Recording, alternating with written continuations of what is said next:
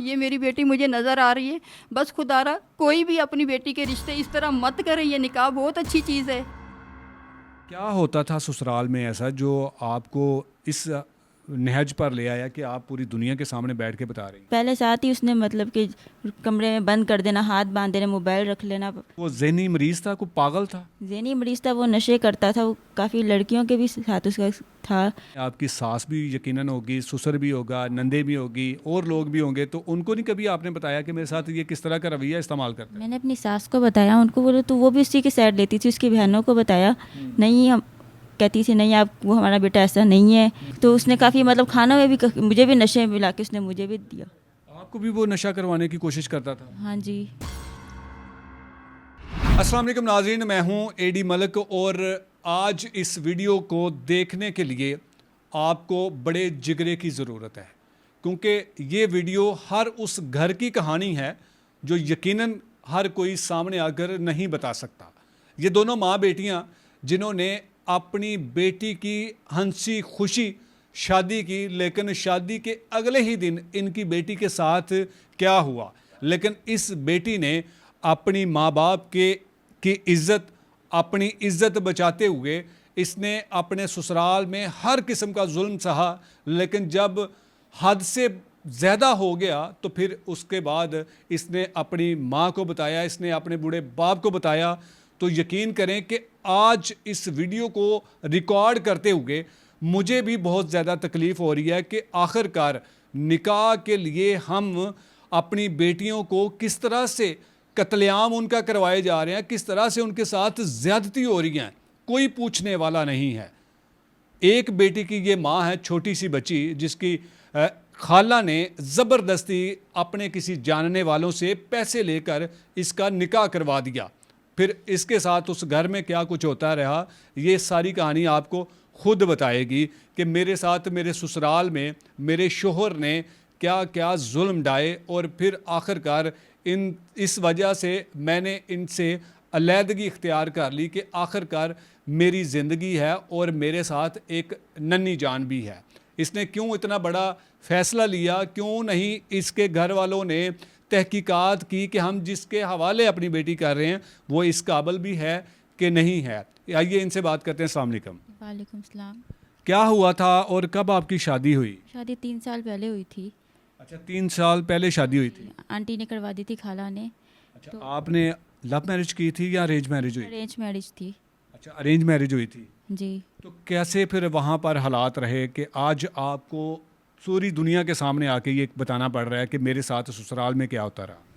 काफ़ी जुल्म ज्यादती होती रही है वहाँ पे। एक दिन भी बिल्कुल ठीक नहीं रहे वो। मतलब कि शादी से मतलब कि जाते ही साथ ही उन्होंने मतलब मेरी मम्मा को पता चल गया था कि ये वहाँ पे बिल्कुल भी खुश नहीं है। लेकिन मैंने फिर भी वहाँ पे कोशिश की कि किसी भी तरह से गुजारा हो जाए, वहाँ पे मैं वहीं पे रहूँ।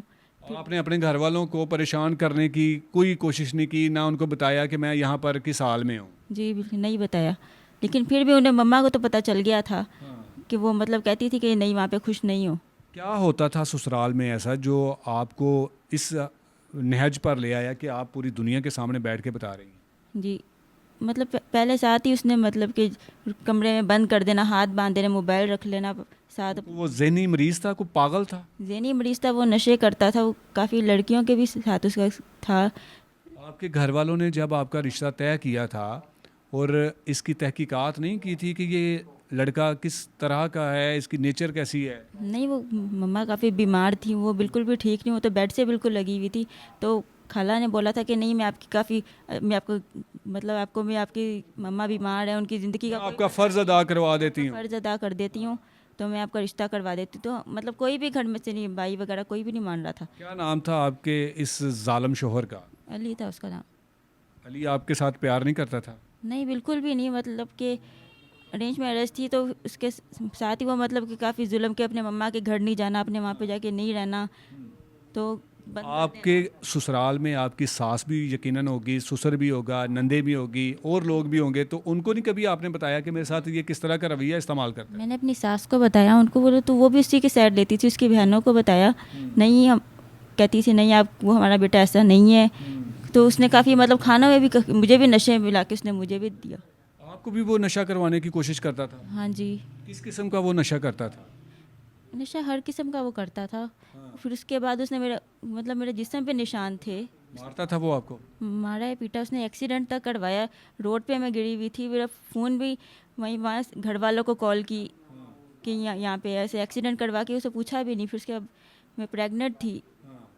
आपको उसको ज़रा ख्याल नहीं आया कि मेरी बीवी प्रेग्नेंट है, खुदा न खास्ता कुछ बच्चे को हो गया, इसको कुछ हो गया तो कौन जिम्मेदार होगा? नहीं, उसने एक बार भी नहीं पूछा। मैंने तो 3 बार मतलब जाके वहाँ पे, फिर उसके बाद भी मैं 3 बार गई। अपने घर वालों को बताया कि मेरे साथ मेरे ससुराल में क्या कुछ होता है? जी, लेकिन मम्मा को पता चल गया था कि नहीं। उस खाला को भी बताया था जिसने आप पर इतना बड़ा एहसान कर दिया था?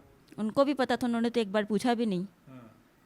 उनको भी नाज़रीन, इनकी वालदा से बात करते हैं कि जिन्होंने इतना बड़ा फ़ैसला करने से पहले छोटा सा काम नहीं किया कि ये लड़का क्या काम करता है, या फिर इनको अपनी बहन की बातों पर इतना यकीन क्यों आ गया था कि जिसकी वजह से आज इनकी बेटी की ज़िंदगी बर्बाद हो चुकी है। एक बच्ची की वालिदा है और अब इनके ऊपर जो ज़िम्मेदारी आन पड़ी है, एक नहीं बल्कि 2 ज़िम्मेदारियाँ हैं। और वो लोग जिन्होंने इस बच्ची के साथ ज़्यादती की और बड़ा कुछ किया और उसके बाद इसको छोड़ दिया कि अब ये जाने और इसके घर वाले जाने। तो आंटी जी, आपने अपनी बेटी की शादी जब की थी, आपको लगा था कि आपकी बेटी वहाँ पर खुश रहेगी? नहीं बेटा, मैं शादी करना ही नहीं चाहती थी इसकी। ये मेरे घर पता नहीं हमारी ये किस्मत ख़राब थी क्या था कि मेरी माँ इसको मेरे ज़िम्मे लगा गई। अल्लाह को प्यारी हुई जब ये वसीयत कर गई कि इसका ख्याल रखना। वो मेरे घर आती थी जाती। इसका ख्याल रखना? बहन का। जी। जिस बहन ने आपकी बेटी की शादी करवाई? बिल्कुल बिल्कुल, ये वही कि अपना घर का बेदिलंका ढाई, वही वाली साहब वो मेरे घर में आती, इनके पास बैठती, मैं उसका ख्याल करती। कि ऐसा हुआ कि मैं बीमार हो गई एकदम से, मेरी ऊपर काफ़ी सारी बीमारियां लाहक हो गई, बिस्तर से लगी हुई थी।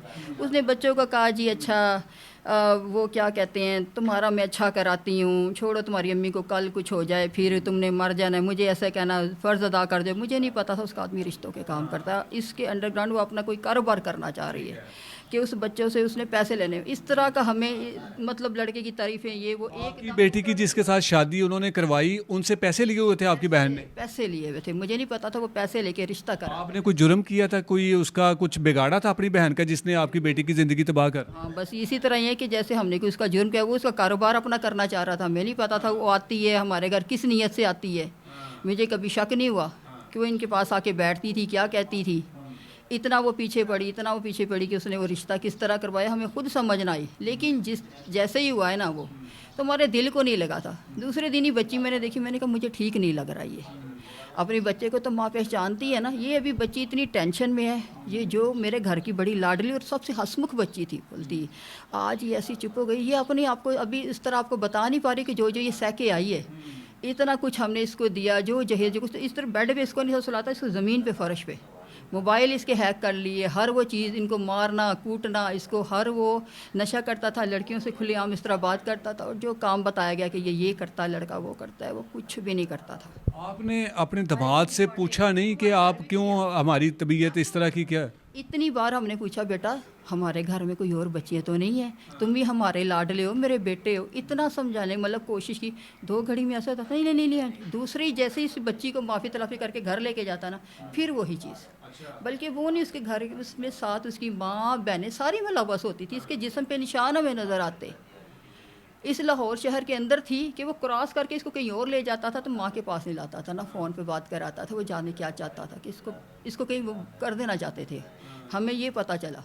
और उसके कैसे आपने अपनी बेटी की जान छुड़ाई इन जालिम लोगों से? इसके जिस्म पे निशान नज़र आए। मेरे भाई फैमिली ने इसको महसूस किया कि उसने एक बंदे का नंबर जो मेरी फैमिली में से निकाला हुआ था ना, बड़े बड़े उसने हरासा किया बच्ची को। और हमें समझ आता था कि वो बच्ची जो है इसके जिस्म पे निशानात नज़र आए। अभी भी हमें ऑफ द रिकॉर्ड आपकी बेटी बता रही थी कि अगर मैं कुछ बताऊंगी उनके बारे में तो वो मुझे यकीनन वो मारेंगे। ये इसको इतना डर गई हुई है, वो अपने आप को मार के कहता था इसने मारा है। जो यहाँ बोल नहीं पा रही उसे कैसे मार सकती थी? ये हमें कुछ बता नहीं पा रही। इसकी में हिम्मत है कि एक इतने बड़ी फैमिली के अंदर जाके, वो इतनी ज़्यादा 5-6 बहन भाई घर में बड़े थे, ये उसे कुछ कह सकती थी? नहत्ती थी। वो खुद को मार के कहता था ये ऐसा करती है। अभी आपने अपनी बेटी की अलहदगी करवा ली हुई है? जी बस बच्ची हमने 3 बार बच्ची घर में आई, लेके आए, वो फिर माफ़िया मांग मांग के ले जाता था। यहाँ तक कि लास्ट टाइम हमने खुला खबरदार की थी, फिर ये सुलह की, फिर कहता अच्छा बस अब नहीं करूँगा, फिर जाके बस यहाँ तक कि बच्ची प्रेगनेंट हो गई। अब आपको कहीं ना कहीं क्या नज़र आता है कि गलती किसकी है, आपकी है, आपकी बहन की है, या फिर किसकी है? हमारी गलती ये कि बच्चियों को देने से पहले अच्छे से इन्वेस्टिगेशन करो, उनके पास आओ जाओ। आपकी बच्चियाँ आपके लिए कोई बोझ नहीं, ना मेरी बेटी मेरे लिए बोझ थी। आज भी मेरे ये सर आँखों पे, मैं तो इसे हाथ जोड़ जोड़ के ऐसे माफ़ी मांगती हूँ कि बेटा मेरे से कसूर हो गया है, हमें तू इतनी प्यारी थी, मेरी वो बच्ची अभी तक मेरे पास नहीं है जो मैंने दी थी। आज खुद एक बच्ची की माँ है, वो खुद इतनी टेंशन में है, और ज़िंदगी मेरे ऊपर दूसरी एक बेटी और आ गई, और एक बेटी का फ़र्ज अदा किया था, एक और आ गया। एक और आ गई। और मैं इसकी जान को देख के अब थोड़ा अपने आप को, इंसान कहता है ना सब्र, तो मैं कहती अल्लाह मुझे ये नज़र आ रही है, ये मेरी बेटी मुझे नज़र आ रही है। बस खुदारा कोई भी अपनी बेटी के रिश्ते इस तरह मत करे। ये निकाह बहुत अच्छी चीज़ है, पाक चीज़ है, ऐसी चीज़ है कि कोई भी इसके आगे नहीं। पाक बहुत अच्छा है, शोहर मियाँ बीवी एक दूसरे का लिबास है। मेरी बेटी मुझे वो नहीं मिल रही जो थी, मैं इसको वैसा नहीं देख पा रही। हमारा घर का मकान बिक गया, हमारा सब कुछ बिक गया, बाप की लाडली, मेरी लाडली, मेरा सारा घर ये चलाती थी, आज ये वैसी नहीं है। खुदारा अपनी बेटियों को जब भी दो उनका अच्छे से देखो, देखभाल करो, इन्वेस्टिगेशन करो। आपकी बेटियाँ आपके लिए कोई बोझ नहीं है, हमारे जनाजों की वारिस है। ये इसकी बेटी मेरी सर आँखों पे है, मैं सब कुछ कर रही हूँ। मैंने एक एक इसके लिए सड़कों पे रुली हूँ, दर दर, जिसके मेरे से बेड से उठने का नहीं था। मैं इतनी पेशेंट थी, लेकिन बच्ची के लिए उठ के मैं ऐसे खड़ी होती थी जैसे मैं शेर नहीं हूँ। मेरे अंदर की ताकत नहीं, मेरी बेटी ठीक नहीं है, मेरी बेटी ठीक नहीं है, जाए आप पता करें। मैंने कहा नहीं, लेके आओ उसको, लेके आओ। ये मुझे कहती थी मैं ठीक हूँ। मैंने कहा तू ठीक नहीं है, तो मुझे पता तू ठीक नहीं है। इसके जिस्म पे हमने आज तक इतना सा वो नहीं होने दिया था। सड़क पे इसको एक्सीडेंट कर दिया, इसको लेके भाग जाना चाहता था, इसको कहता था तुझे मैंने यहाँ से ले जाना, ये बता नहीं पा रही। और इसके साथ जो जुल्म हुई, ये इसके पास अल्फाज नहीं है, ये मेंटली वो नहीं है।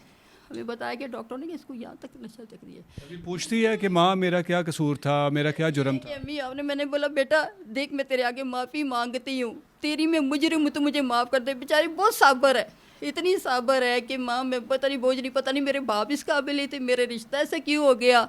इतना इतना ये जहन के अंदर अभी इसके आना कि मुझे अभी तक वो बेटी वापस नहीं मिल रही है। अभी आपने कुछ इसकी ज़िंदगी का फ़ैसला सोचा कि आगे क्या करना है, कि अपने पास ही बिठाए रखना है, कहीं किसी और जगह पर शादी करने का कोई प्लान? शादी के नाम से मेरे बच्चे इतने डर चुके हैं कि हमारे घर में से जिक्र भी होता है ना शादी या निकाह, बोले नहीं, जैसे कोई मलकुल मौत भी कुछ नहीं है उसके आगे। उस बंदे ने इतना डराया हमें, हम इतना डर चुके, देखो हमारा घर चला गया, उसका नाम भी इधर कोई लेना तो खौफ आ जाता है। हम सारे घर वाले ज़हनी मरीज हो गए कि वो इतना दरिंदा था। ये घर आपका अपना नहीं है? ये मेरा किराए पे मेरा घर बिक गया, इतना इतना कुछ मेरी बच्ची पे, और जो उनके घर चीज़ें गई हमारे पास वापस नहीं आई हैं।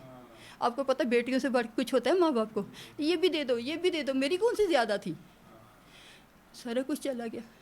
ये मेरी बेटी मेरे पे बोझ नहीं, मेरे से जो हो सका मैंने इसके लिए किया, लेकिन मैं फिर भी इसकी मुजरिम हूँ। मैं अपने आप अगर आंटी जी, अगर हमारी वीडियो देखकर आपके साथ कोई रब्ता करे तो किस तरह से करे? आपका कोई रब्ता नंबर हम लोगों को दे सकते हैं, अपनी वीडियो में दे सकते हैं कि आप इस बेटी की कोई मदद करें, आप लोगों की कोई मदद कर दे? जी बिल्कुल, आप दे सकते हैं कि हम अब आज उस दहलीज़ पे हैं कि हम खुद मदद के मतलब मुस्तहिक हो गए हैं कि हमारी कोई इमदाद हो जाए इस बच्ची का। इसकी आगे छोटी बच्ची है, मैं खुद बीमार हूँ, इनका बाप बीमार, मैं तो एक छोटी बच्ची है मेरी अभी, इससे जो छोटी है बहुत छोटी, वैसे 5 साल छोटी है। इतनी सी मेरी फैमिली थी कि मैंने खुशियाँ नहीं देख पाई। ये मेरी बच्ची, इसने क्या, इसको तो खेलने के दिन थे, इसको भी ये बताना नहीं आ रहा, ये घर से निकले हुए बच्चे नहीं थे, वो खाला नहीं ऐसे मेरे, मैं कसम से उससे मिलना भी नहीं चाहती। नाज़रीन, मैं अक्सर इस तरह की वीडियोस तो आप नहीं देखते मेरे प्लेटफॉर्म पर, लेकिन इन लोगों ने जब मेरे साथ रब्ता किया, इनके साथ जो जुल्म हुआ, तो यकीनन मैंने ये समझा कि इनकी आवाज़ बढ़ना चाहिए और इनकी जो दुख भरी दास्तान है वो लोगों तक पहुंचानी चाहिए, ताकि किसी और की बेटी के साथ इस तरह जुल्म ना हो। अब ये कोई मांगने वाले नहीं हैं, पढ़े लिखे लोग हैं, लेकिन ऐसे लोगों ने इन लोगों को भीख मांगने पर मजबूर कर दिया है। मैंने इनकी इजाज़त लेकर इनसे ये नंबर हम अपनी स्क्रीन पर दे रहे हैं, अगर कोई शख्स, कोई अल्लाह का नेक बंदा इस बच्ची के साथ या फिर इस ख़ानदान के साथ रब्ता करना चाहे, इनकी मदद करना चाहे, क्योंकि इनके माली हालात अब ऐसे नहीं रहे, क्योंकि उन ज़ालिमों ने जब इन्होंने खुला ली तो यकीन करें कि सवाए नाक की लकीरें निकाली नहीं इन लोगों ने, जो उन लोगों ने इनके साथ ज़्यादती की। ये डर के मारे बच्ची बता नहीं रही कि मेरे साथ वहाँ पर क्या कुछ होगा, क्योंकि ये कहती है कि अगर मैंने उनका नाम बता दिया, मैंने अपने सास ससुर का नाम बता दिया, तो वो मुझे घर आके मार देंगे। इस कदर ये डरी हुई है। तो खुदारा अगर आप लोग इस ख़ानदान की, इस बच्ची की मदद करना चाहते हैं तो दिए गए नंबर पर रब्ता करके लाजमी इनकी मदद कीजिएगा। इजाज़त चाहूँगा। अल्लाह निगहबान।